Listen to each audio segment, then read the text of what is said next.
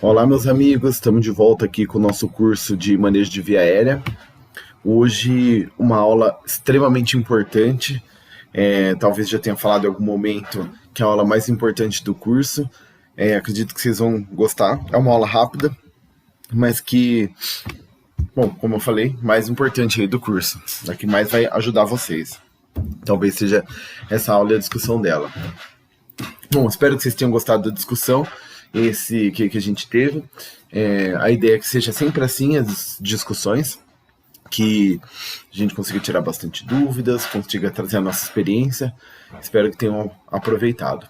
Bom, essa aula aqui me ajudaram, quando eu fiz ela no passado, o Edson, nosso médico-chefe aqui do pronto-socorro, e o Neto, nosso enfermeiro aí, do time de resposta rápida.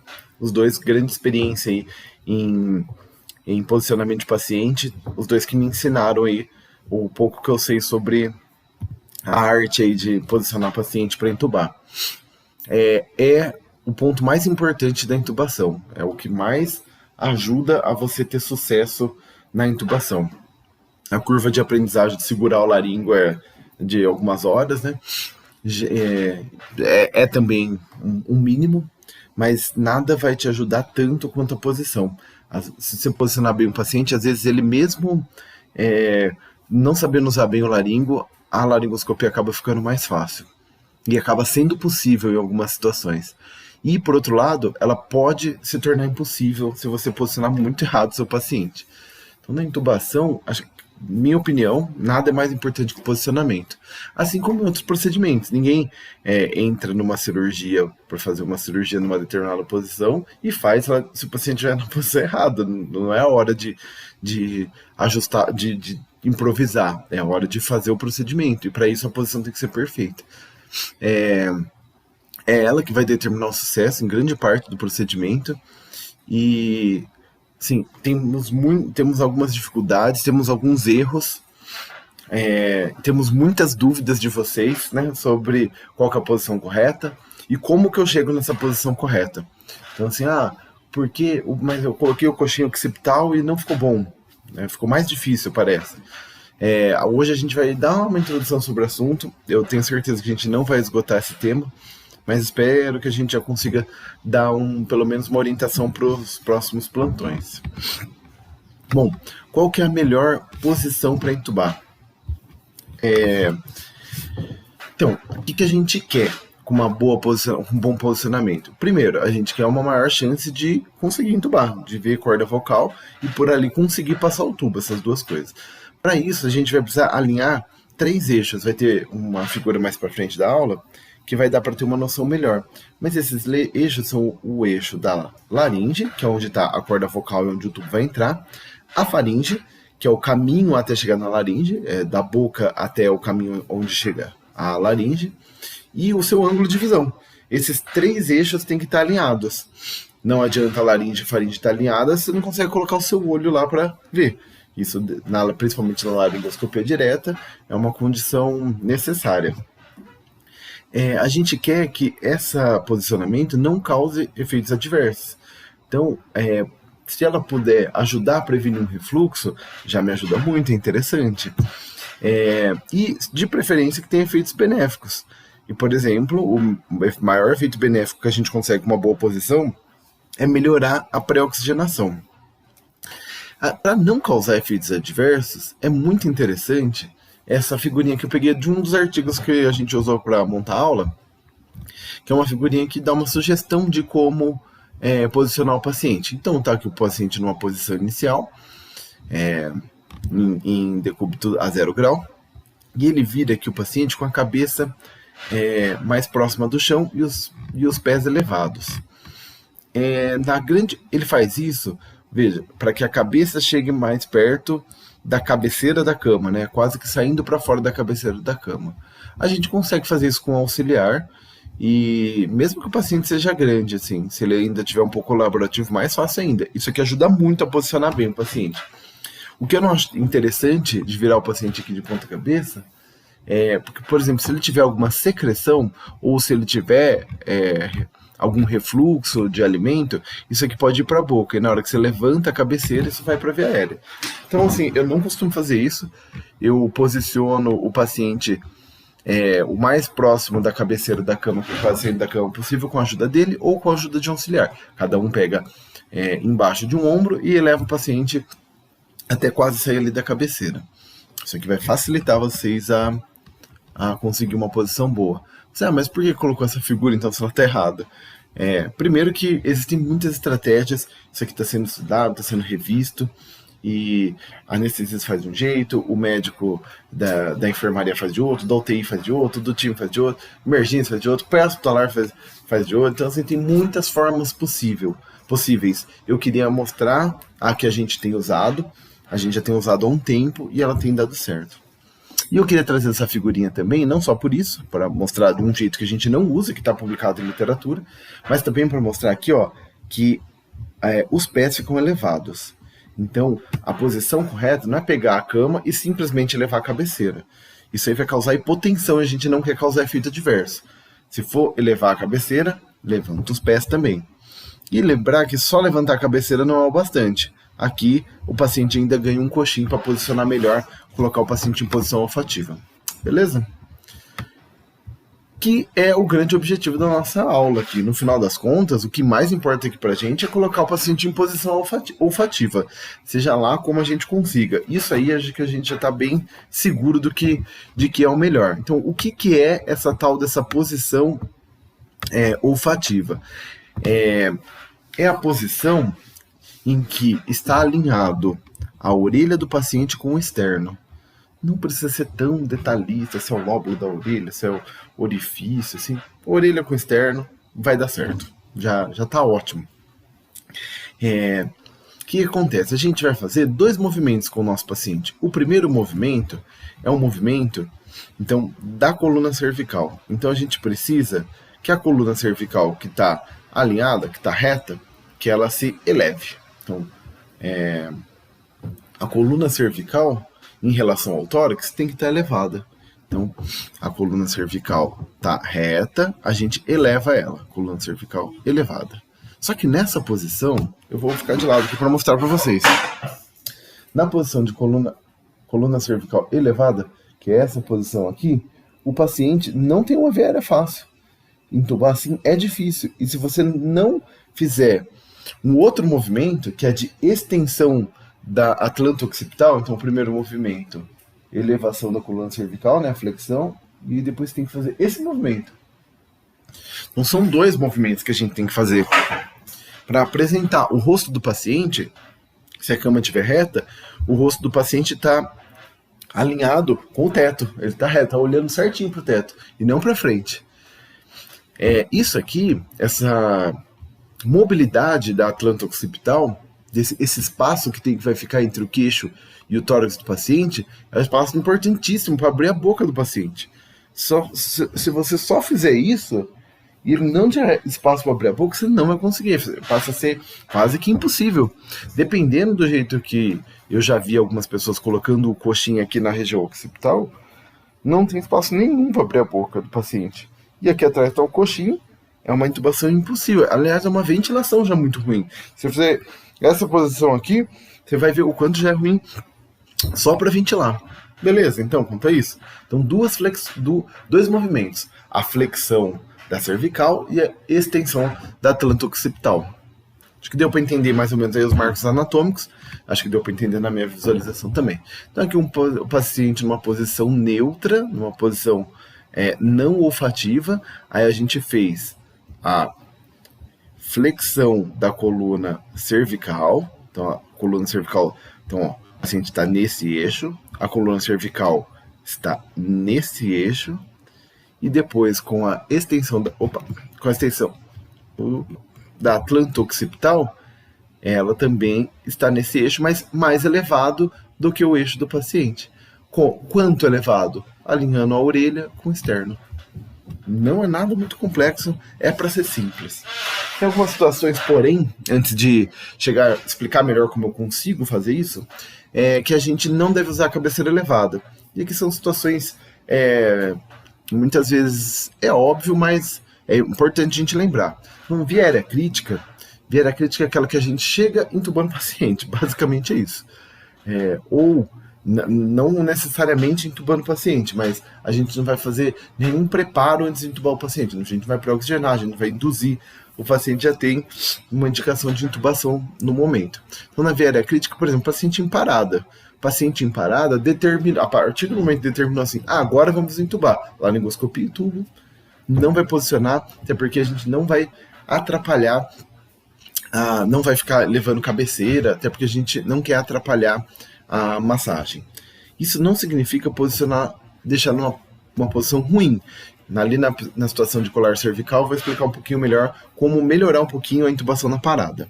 Parada respiratória, mesma coisa, o paciente para de respirar, não tem muito tempo, a gente tem que ser rápido ali na via aérea crítica. Na situação que a posição olfativa, ela aparece naturalmente. Então, naquela situação em que eu não preciso colocar o paciente numa posição, então assim, o paciente numa posição olfativa. Desculpem aí a pausa. Então, o paciente consegue uma posição olfativa, que é a posição ideal, sem necessidade de elevação da cabeceira. Então, nessa situação, por exemplo, nas crianças menores que 2 anos, a criança, o bebê, ele tem a cabeça maior em relação ao corpo, e por isso ele já fica numa posição da via aérea adequada, mesmo sem coxim, sem elevação de cabeceira. Às vezes a gente não precisa de nada, só colocar o paciente em decúbito zero, e isso já facilita o posicionamento para a intubação. Na situação de colar cervical, uma situação interessante. Se o paciente tiver com o colar cervical, ele não tem ele não tem a mobilidade para abrir a boca, e temos uma dificuldade de posicionar o paciente. Nesse paciente, a gente vai precisar de um auxiliar que saiba bem o que está fazendo para conseguir posicionar melhor esse paciente para a gente, sem ter movimento da cervical. Então, movimentando o paciente ali como um bloco ali, toda a coluna, assim, de uma forma que apresente a via aérea. Para isso é importante que esse auxiliar tenha experiência, mas é preciso retirar o colar. E essa posição da cabeça para a via aérea pode ser usada também durante a parada, sem prejuízo nenhum. O paciente, você basicamente alinha o ouvido com o externo, ali com as mãos, fica até meio dinâmico ali. Tem que ser alguém que seja muito confiável. A gente já teve vários episódios aí com o Neto que a gente conseguiu posicionar muito bem o paciente, o Neto só com as mãos, segurando a cabeça do paciente, posicionando o melhor possível pra gente. Bom, se não deu para entender ainda o alinhamento dos eixos, acho que agora dá para entender um pouquinho melhor. Então temos faringe e laringe, a boca do paciente é a nossa visão, o ângulo de visão é o laranja aqui, o ângulo natural aqui da laringe bem difícil de ser acessado, o ângulo da faringe, né, que está lá posterior, e o da boca, que se a gente olhar por cima, só assim que a gente vai conseguir ver a faringe lá, né? A faringe está aqui. E aqui, o que acontece se a gente elevar um pouco a cabeça com a extensão do pescoço. Então, estende o pescoço, elevando a cabeça, com apoio, né, com uma ajuda, a gente aproxima esses eixos e o ângulo fica menor. E esse ângulo aqui que falta, a gente vai conseguir tirar na laringoscopia, né? É importante por isso. Tá certo. Mais uma vez, os eixos, até entender mesmo, até não ter dúvida nenhuma. Agora eu vou aqui para cima para mostrar de novo os eixos. O eixo aqui da laringe, ó, então aqui traqueia, aí ele faz um pequeno ângulo posterior para chegar na laringe, aqui está a corda vocal. E aí depois temos a faringe e aqui finalmente a boca. A boca é um ângulo que atrapalha menos a gente aqui, porque basicamente na boca tem a língua, que é um órgão bem mole. Aqui na região próximo das cordas vocais, a gente tem um osso ocioide, e esse ângulo aqui é um pouquinho mais difícil de ser vencido. Então a gente quer tentar diminuir esse ângulo aqui, o ângulo da laringe. Na situação de hiperextensão da cabeça, que é a imagem de ressonância, a gente consegue alinhar melhor o ângulo da faringe, estendendo aqui a língua, mas muda quase nada, porque a seta aponta basicamente para o mesmo lugar no ângulo da laringe, que é o mais difícil para a gente. Por isso que o posicionamento é tão importante, Porque aqui de novo, posição neutra, porque na sniff position a gente consegue mexer no ângulo da laringe, que é o ângulo mais difícil da gente. A gente basicamente não vai conseguir isso aqui com o laringoscópio sem causar trauma na boca do paciente.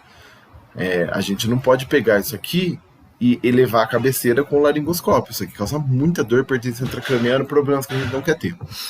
Na sniff position, a gente alinha um pouco mais a laringe, e com isso a gente precisa basicamente com o laringoscópio tirar a língua, que é basicamente colocar ele lá dentro, e aqui na valécula fazer aquele movimento que a gente discutiu lá na primeira aula. Aquele movimento empurrando aqui a epiglote para cima. Facilita muito a posição. Por isso, então como que a gente vai chegar nessa melhor posição? Então, assim, a gente vai colocar o coxim da forma que a gente vai precisar colocar o paciente fazendo os coxins no paciente, de forma que ele faça esses dois movimentos de coluna. Sempre tentando alinhar a orelha com o externo. Elevar a cabeceira um pouco ajuda. Você pode fazer coxins tanto na região interescapular quanto na região occipital, lembrando de deixar aqui embaixo do queixo livre. E o que eu acho mais importante, assim, vai avaliando. Você sabe a sua meta, você sabe onde que você pode pôr coxim, você sabe os seus recursos. Você pode pôr coxim interescapular, occipital, elevar a cabeceira. Se você tiver dispositivo de auxílio, que a gente vai mostrar no final, pode usar também. Então, você sabe os seus recursos. Gaste o tempo. É isso que está escrito aqui nesse artigo. Gaste o tempo, use o tempo que for necessário antes da laringoscopia. Não gaste esse tempo posicionando bem. Então, seu paciente lá está pré-oxigenando, fica lá avaliando detalhes, checa de novo, vê se está bem alinhado, vê se a boca está abrindo legal, vê se está alinhado com o chão, vê se está alinhado com o teto, o rosto do paciente olha para o teto. Tudo isso aí vai fazer diferença. Aqui temos alguns posicionamentos. Esse aqui, para quem não conhece, é o Neto. E aqui é um dos dispositivos que a gente tem. Então a gente tem 3 dispositivos, um pequeno, um médio e um grande. O dispositivo pequeno, para pacientes pequenos. E aqui a gente alinhando aqui a orelha com o externo, com o nó aqui external. A gente precisou aqui de um coxim para fazer esse alinhamento. A câmera aqui está um pouquinho de ângulo, né? Ela está olhando um pouco de cima. Nessa foto aqui, a câmera tem menos ângulo. A gente preferiu para fazer a marcação do alinhamento aqui. Então esse aqui, para quem não conhece, é o Dr. William, médico do time de resposta rápida também. Então fizemos aqui, colocamos o nosso dispositivo, colocamos o coxinho occipital e ele alcançou aquela posição de alinhamento da orelha com o nó external, com espaço para abertura da boca. Aqui, essa dificuldade, essa posição, é apenas que vai precisar de o laringoscopista aqui, quem for entubar o paciente, vai precisar subir num banco, numa escada aqui para acessar mais facilmente, mas tem um espaço aqui para trabalhar, mas para acessar a via aérea vai precisar subir num banco. Aqui um nível mostrando que a cabeceira elevada também consegue chegar no alinhamento de orelha. Aqui não dá para ver a orelha, né, porque está coberto pelo nível, mas aqui totalmente alinhado, externo e orelha. O alinhamento é muito importante. Tem que ser alinhado com o chão. Olha, você não vai ficar levando o nível, mas olha para o chão, olha para ver se está alinhado. Paciente principalmente obeso, o que ele pode fazer? Quando a gente joga lá para cima na maca, ele pode pesar a maca para o lado da cabeceira e a maca desalinhar com o chão. E aí é importante que, se desalinhar, você perde o seu referencial. Então a maca também deve estar alinhada. E muito importante, já falamos várias vezes disso, da mobilidade atlanto-occipital para o paciente poder abrir a boca. E aqui agora a gente vai ver um posicionamento de um paciente que ele tinha acabado de ser entubado. Então eu não coloquei aqui de antes porque eu estava auxiliando ali no procedimento, mas logo depois ninguém mexeu nada, eu tirei uma foto. Era um paciente obeso, a gente não estava com muitos coxins, estava em falta dos coxins. A gente fez uma elevação da cabeceira e associou a isso um coxinho occipital aqui, que a gente precisava de mais de um, né? Então a gente enrolou. Geralmente, coxinha a gente vai colocando um em cima do outro. Uma coisa interessante também, às vezes, é deixar o coxinho caindo pro lado. Então, o seu coxinho está comprido, ele cai pro lado.